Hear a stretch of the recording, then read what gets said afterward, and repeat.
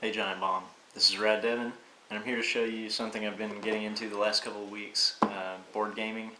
And I know everybody has played board games, but these are sort of different. They're not the board games you find on the shelves at the department stores. They're a little bit different.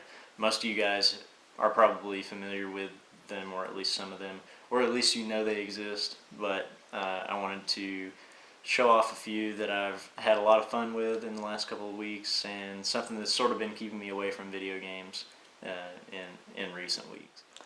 This is Pandemic, a game in which you and your buddies try to stop the spread of a few diseases using cards.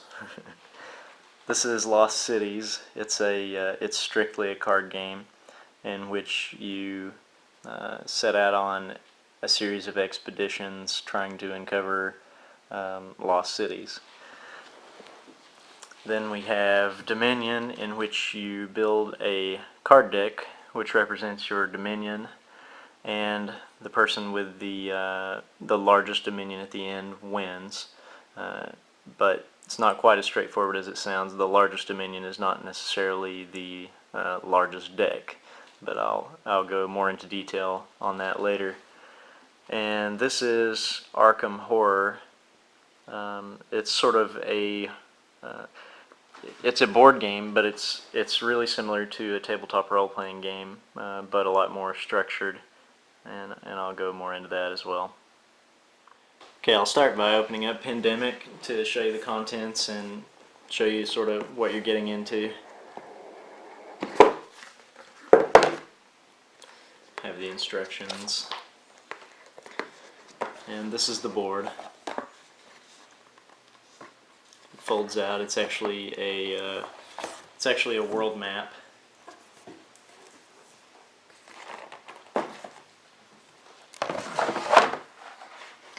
And several key cities are highlighted, and those are the cities in which the diseases may spread. You have these little wooden cubes in 4 different colors, representing the 4 different diseases that can spread around the map. And then you have some pawns that will represent your character. At the beginning of each game, you'll randomly select a character from these roll cards, and each one has special abilities. Like you've got the operations expert, who can build a research station in his current city for 1 action. Researcher may give player a card from your hand for 1 action per card, so that makes it easier for you to trade cards. And here's a scientist. You need only 4 cards of the same color to discover a cure, whereas most characters would need 5. So each one has a unique ability. None of them are particularly overpowered in comparison to the others. So when you start out the game, you'll randomly pick some cities, and those cities will be infected, so you'll place cubes on them to show that they're infected. And your job is to try to find cures for each of the 4 diseases. And once you've done that, you win the game. It's a fully cooperative game. There's no competitive way to play this game. Either you and your friends will win or you will lose.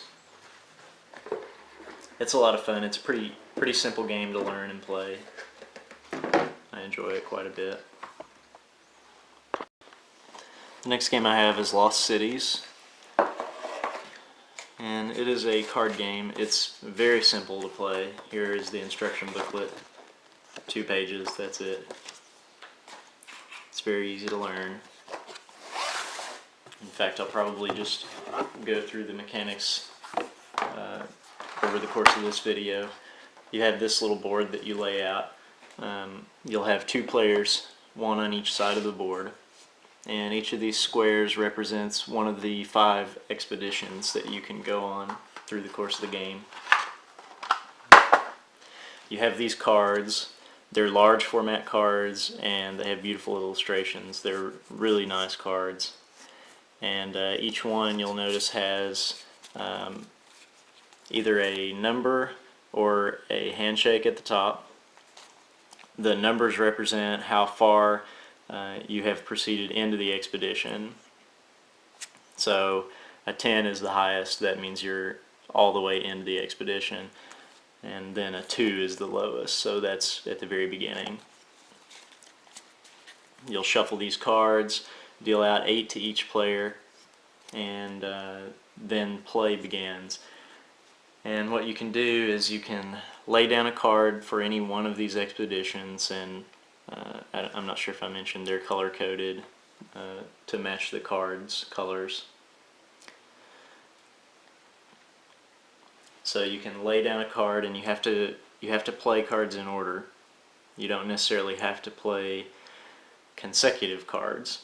What that means is I can start out playing a 2 here on this expedition, and then my next card could be a 4, but then once I've played the 2 and the 4, I can't go back and play the 3, so I have to play in order. And what you're trying to do is you're trying to exceed with your numbers the cost of the expedition, which is 20. So if I had a 2, a 4, an 8, a 9, and a 10, that'd be 10 and 9 is 19, and 8 is 27, and then 4 and 2, that would be 33. So I've exceeded the cost of the expedition by 13. So I have a score of 13 for that expedition. The handshakes give you multipliers. So if I play a handshake, and those have to be played at the beginning. So if I play a handshake here, it will multiply by 2, whatever my final score is, even if the score is negative. So if you don't have enough to if you're not going to have enough to exceed 20, you don't want to start an expedition, or else you'll have to pay the cost of 20. So if you only get 2 points, then you're going to be down 18 points for that expedition. And you just play until all the cards are drawn out of the draw pile, and at that point the game's over. It's pretty quick, and you can actually play a lot of games consecutively, and it's really a lot of fun. You just total up the scores at the end, and whoever has the most wins. This is probably my favorite of the 4. This is Dominion. It is also a card game. Has no board whatsoever. It's a little bit deeper than Lost Cities, so the manual is a little bit thicker. Still manageable. You have a few different kinds of cards. You have treasure cards, which come in the form of copper. Each of those are worth 1, and then you also have silver, which are worth 2 each, and gold, which are worth 3. That's what you use to buy other cards, and you buy cards for your deck from the supply. And the supply is composed of these cards. These are victory cards. That's what you'll actually use to win the game. This is a province, and then you also have duchies, which are worth 3 victory points, and you have estates, which are worth 1 victory point. Start out the game with a deck composed of 3 estates and 7 copper cards. You'll shuffle those and draw out 5, and that's your starting hand. And then you can use the coppers in your starting hand to buy any other cards. So you may notice, for instance, here on the estate card, you have a cost of 2 in the bottom left hand corner. So you can buy another estate card for 2 coppers. That'll give you an extra victory point. You also you'll have cards like these in the supply. These are kingdom cards, and they have special abilities. This is really where the game gets interesting. Like here's a witch, for example. She's an attack card. She allows the player who plays her to draw 2 extra cards, and also gives the other players a curse card, and each curse card subtracts a victory point. So those can really be nasty at the end of the game.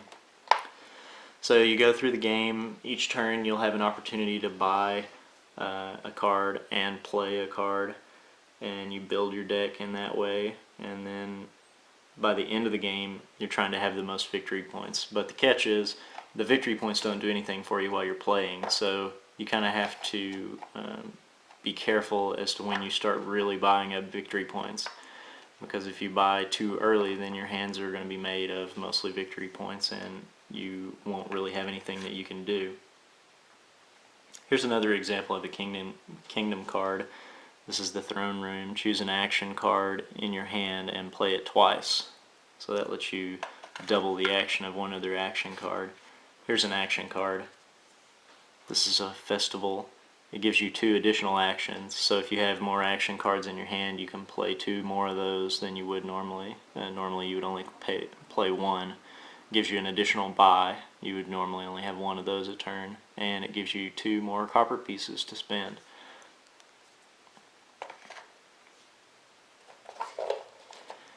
And a lot of the cards play off of each other. There are 25 different kingdom cards that you can use, but you only use 10 per game.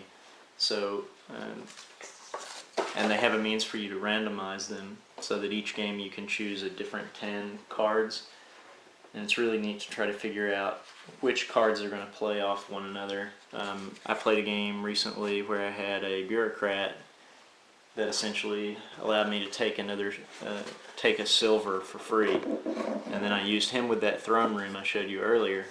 So I doubled him, so I was getting, every turn I had the throne room and the bureaucrat, I was able to get 2 silver in a given turn. That one's a little bit hard to grasp, but once you start playing it, it really starts to flow well. And this is Arkham Horror. Honestly, it's probably my least favorite. It takes a really long time to play and a long time to set up, and you'll see why when I open it up.